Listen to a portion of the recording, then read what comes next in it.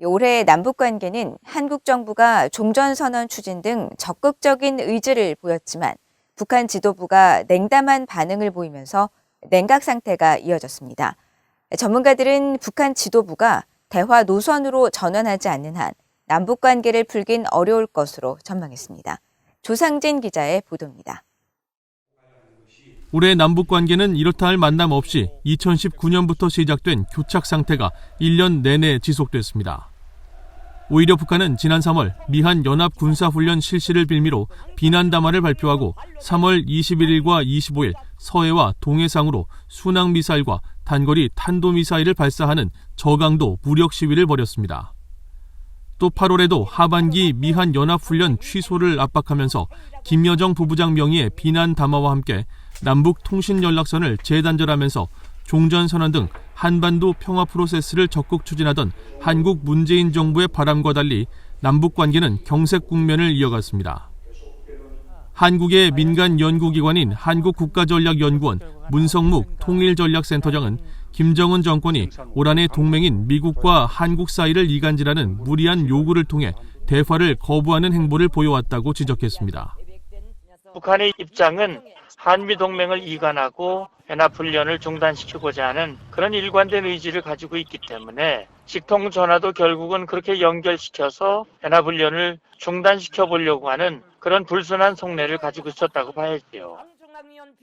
전문가들은 또 문재인 한국 대통령이 지난 9월 임기 마지막 유엔 총회 연설에서 종전선언 카드를 다시 꺼내자 북한 지도부가 흥미있는 제안이자 좋은 발상이라는 다소 유화적인 태도를 보였다가 사흘 만에 동해상으로 극초음속 미사일을 시험 발사한 문제를 지적했습니다. 신범철 백석대 초빙 교수는 북한 정권이 보인 유화적 반응은 자신들에게 유리한 대화를 진행하기 위해 한국을 시험해 보려는 노림수로 북한의 미사일 발사는 한국을 중요한 대화 상대로 여기지 않고 있음을 보여준 것이라고 평가했습니다.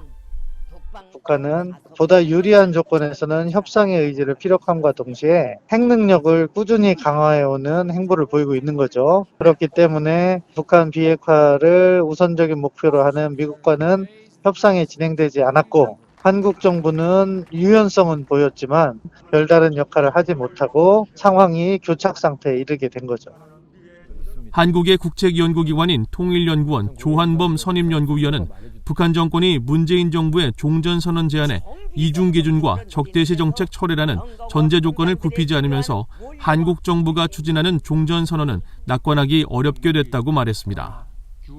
종전선언에 대해서 다들 동상이몽이라는 거죠. 그렇기 때문에 이 문제가 있지만 적정한 수준에서 만일에 합의가 된다고 그러면 종전선언은 입고가 될 수가 있고요. 그러나 종전선언의 내용에 대해서 대치 국면이 이어진다고 그러면 종전선언 안에서 한반도 평화 프로세스가 다시 길을 잃게 될 가능성도 있죠. 전문가들은 북한 정권이 새해에 대화 의지를 보이지 않는 한 남북 교착 국면을 풀기는 어려울 것으로 전망했습니다. VOA 뉴스 조상진입니다.